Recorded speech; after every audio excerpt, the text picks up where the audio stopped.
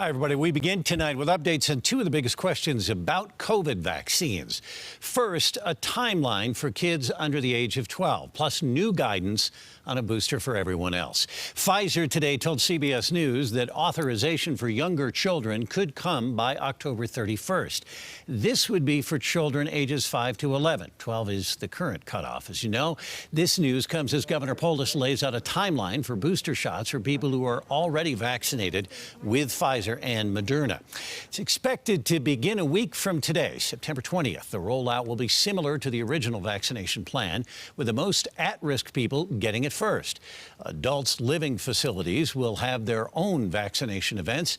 There will be small to mid-size vaccination sites for the general public. That's along with availability from your own medical provider, as well as pharmacies. Governor Polis called out the FDA for delaying this plan, saying some members of the agency caused unnecessary deaths. The benefits outweigh the costs overwhelmingly, and the FDA needs to get out of their ivory tower and realize there's a real-life pandemic with 900 hospitalizations in Colorado, tens of thousands across the country. We have two reports on these vaccine updates tonight. Our Connor McHugh checked with one hospital already giving people a third dose. We start, though, with Tori Mason in the process of getting the shots to younger kids. And Tori, you talked with a family that's part of the trial.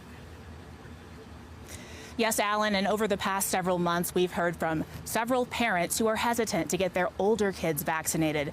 But families with younger children, they wanted in on this vaccine trial. Children's Hospital said that about 5,000 families wanted to take part, but they could only take 250.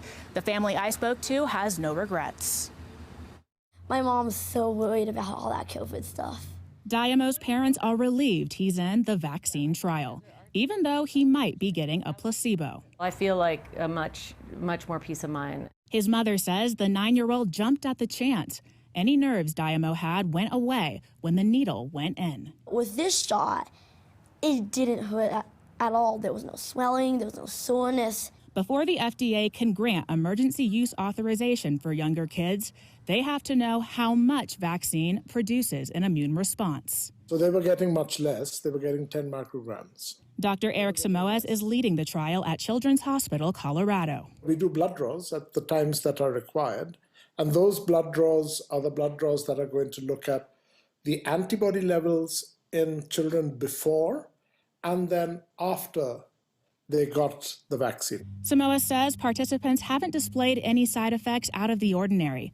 He won't know who got the vaccine for a few weeks. I'm fairly confident that these vaccines work pretty well. Diamo hasn't gotten COVID. Now he's doing his part to keep others healthy too. The fact that I could get a vaccine out sooner to maybe save hundreds or thousands of lives meant just so much to me. So there's not really a timeline after Pfizer submits that data for emergency use authorization. The FDA could be evaluating that for a few weeks. Experts say the earliest children 5 to 11 would be able to get vaccines would likely be around Halloween. We're live in Aurora. Tori Mason covering Colorado First.